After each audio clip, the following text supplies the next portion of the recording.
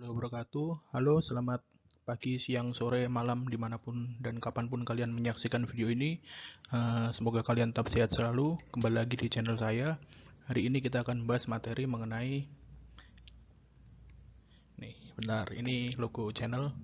Lalu materinya adalah sesorah, yang merupakan materi bahasa Jawa kelas 11 untuk sekolah menengah atas di Jawa Tengah. Nah, sesorah atau dalam bahasa Indonesia disebut pidato, itu merupakan materi yang ada di kelas 11 dan akan kita pelajari hari ini. Pertama kita mulai dari pengertian dari sesorah. Apa sih sesorah itu? Nih, pengertian dari sesorah. Dalam bahasa Jawa, sesorah inggih menika pirembagan wonten sangajengipun tiyang kathah kanthi ngandharaken satunggaling gagasan pamrayogi panemulan saperlune. Atau dalam bahasa Indonesia, sesorah atau pidato merupakan pengungkapan pikiran dalam bentuk kata-kata yang ditujukan kepada orang banyak dengan tujuan untuk menyampaikan gagasan, penemuan, dan lain-lain. Nah, biasanya di sesorah itu menjelaskan mengenai memberikan informasi, lalu hiburan, dan yang terakhir adalah untuk memilut marang para pamireng atau menarik minat pendengar. Oke. Selanjutnya, ancasing sesorah atau tujuan dari sesorah. Yang pertama, menehi kawruh atau memberi informasi, memberi pengetahuan baru. Sesorah itu isinya menjelaskan tentang sesuatu yang menjelaskan tentang sesuatu dengan tujuan supaya pendengarnya itu paham. Lalu yang kedua, memberi panglipur atau memberi hiburan. Sesorah ini biasanya pidato ini biasanya diadakan di semacam acara penghargaan gitu untuk tujuan supaya acara itu sumringah, lebih meriah. Jadi sebagai bentuk hiburan. Dan yang ketiga adalah ini ajak-ajak, bertujuan untuk mengajak pendengarnya, bisa mengajak untuk melakukan hal yang baik, semacam campaign seperti itu. Lalu jenis dari sesorah. Yang pertama adalah sesorah persuasi. Sesorah persuasi ini merupakan salah satu jenis sesorah di mana pembicara harus punya keprigelan atau kemampuan yang mumpuni. Kenapa kok harus punya kemampuan yang mumpuni? Karena ketika melakukan sesorah persuasi atau pidato persuasi ini, si pembicara itu harus mengajak pendengarnya supaya mengikuti apa yang dia katakan. Jadi dia itu harus punya daya pikat supaya pendengar dari sesorahnya tadi mau untuk ikut sesuai dengan apa yang dia katakan. Nah, contohnya adalah ceramah, pidatonya Ustadz kepada pendengarnya. Itu kan mengajak ke hal-hal yang baik. Nah, itu merupakan salah satu contoh sesorah persuasi. Lalu yang kedua, ada sesorah aksi. Sesorah aksi ini di dalamnya pembicaranya itu harus punya wibawa, tokoh idola, atau panutan masyarakat yang mempunyai keprigelan micoro atau kemampuan berbicara dan bisa membangkitkan semangat. Nah, sesorah aksi ini merupakan sesorah yang tujuannya untuk menggerakkan massa. Ya, sesorah aksi ini punya beberapa persamaan dengan sesorah persuasi yang tadi. Nah, tapi ada bedanya. Kalau sesorah aksi itu punya tujuan yang untuk tujuan bersama. Contohnya itu seperti pidatonya Pak Presiden Soekarno ketika mengajak rakyat Indonesia agar tetap semangat dalam mempertahankan kemerdekaannya, atau pidatonya Bung Tomo ketika 10 November 1945. Itu merupakan salah satu contoh sesorah aksi. Lalu yang ketiga adalah sesorah informasi. Nah, sesorah ini pembicaranya itu harus bisa berbicara dengan lancar, dengan jelas, sistematis, supaya informasi yang diberikan itu akurat. Jadi kalau sesorah aksi, bicaranya itu cepat banget, artikulasi nggak jelas, dan lain sebagainya, khawatirnya ada misinformasi sehingga apa yang ditujukan di sesorah itu tidak tercapai. Oke, lanjut ke selanjutnya. Perangan sesorah atau bagian-bagian dari sesorah. Yang pertama, pambuko. Nah, di pambuko ini isinya ada salam pambuko, bagaiaken ingkang rawuh atau menyapa yang hadir, lalu mengucapkan syukur kepada Tuhan.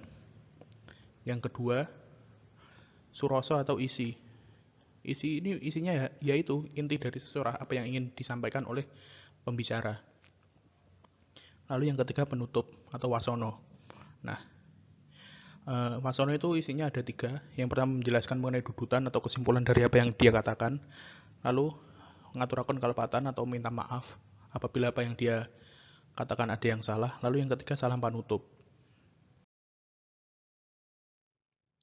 Nah, ini contoh dari bagian teks sesorah. Yang pertama, contoh dari salam pambuka. Bisa assalamualaikum, berkah dalem, sugeng siang, sugeng enjing, dan lain sebagainya. Lalu yang kedua, sopo aruh. Ya, seperti tadi menyapa. Seperti ini. Lalu yang ketiga, atur puji syukur atau mengucap syukur kepada Tuhan. Lanjut ke tulodo yang lain. Di bagian yang lain yang lalu ada surasa atau isi. Ini merupakan contoh petikan isi. Kulo minangka wakil saking siswa kelas 9 ngaturaken agunging panuwun ingkang tanpa upami dumateng Bapak Ibu guru. Nah, ini merupakan contoh isi atau surasa biasanya kita temukan di pidato perpisahan ketika kita mau lulus sekolah. Biasanya seperti itu. Lalu yang kelima, ada panutup. Wasono jekap semanten atur kula menawi kathah kalepatan. Nah, ini menawi kathah kalepatan atur saha solah bawa ingkang mboten meranani panggalih kula nyuwun pangapunten. Itu seperti yang tadi, di mana di penutup itu ada bagian yaitu ngaturaken kalepatan atau meminta maaf ketika ada perkataan atau tindak tutur yang salah. Lalu yang keenam, ada salam panutup. Nah, salam panutup itu biasanya simpel aja ya, wassalamualaikum warahmatullahi wabarakatuh, sugeng siang, sugeng dalu, sugeng enjing, dan lain sebagainya. Jangan lupa mengucapkan terima kasih. Lalu patrap nalika sesorah. Nah, ini sikapnya. Sikapnya itu ngadeg, jejeg, lan anteng. Jadi ya sikap sempurna, jangan ogle-ogle kayak gitu. Nah, ini ekspresi wajahnya harus tenang, jangan gugup. Lalu gerak badannya ngapur rancang. Nah, ngapur rancang itu tangannya ngapur rancang. Jangan tangannya masuk ke saku, tangan ditaruh di belakang kayak istirahat di tempat, itu kurang baik. Lalu bahasa yang digunakan ketika sesurah itu komunikatif, halus, singkat, jelas, suaranya cukup jelas, tidak terbata-bata. Lalu memperhatikan tema yang sesuai dengan suasana, memperhatikan waktu, jadi nggak overtime, nggak terlalu banyak waktu yang terbuang hanya untuk pidato. Kan pidato yang baik itu seperti yang kita tahu adalah singkat, padat, jelas, dan komunikatif. Lalu empan papan atau bisa menempatkan diri. Yang terakhir adalah kita harus memperhatikan pendengar. Jadi kalau nggak fokus kayak baca teks gitu, tapi pendengar itu harus kita perhatikan. Kalau bisa kontak mata, karena sebagai speaker yang baik kita harus berani menatap ke pendengar. Lanjut. Nah, teknik membacanya menggunakan pangucap kangtrep. Memotong kata atau kalimat itu harus pas. Jangan yang harusnya koma kalian lurus, harusnya titik kalian koma, harusnya titik kalian bablas, itu kurang baik. Lalu yang ketiga, menggunakan intonasi, nada, dan tekanan yang pas. Jadi kalau inti kalian itu di inti itu ada ajakan, seruan, itu ya nadanya harus semangat. Jangan ajakan atau seruan nadanya malah ayo teman-teman kita belajar yang rajin. Itu kan nggak pas. Lalu dilanjut mengerti tanda baca. Seperti yang tadi kita lihat di contoh yang kedua. Lalu suaranya jelas. Dan yang terakhir adalah mengatur cepat lambatnya ketika membaca. Masih ada lagi. Lalu mengolah nafas yang masuk, jadi jangan sampai ngos-ngosan ketika di depan. Lalu memahami isi dari bacaan. Dan yang terakhir adalah percaya diri. Oke. Nah, ini adalah pemilihan pamedar surah. Pertama kita harus tatak atau yakin, nggak ndredeg. Yang kedua, tetek. Tetek itu artinya kita tidak kesusu, santai gitu. Lalu tanggap, kita harus paham apa yang diinginkan oleh pendengar. Nah, tanggon, itu dari suara kita, dari apa yang kita sampaikan tuh bisa nyenengke hati ini yang mendengarkan kita.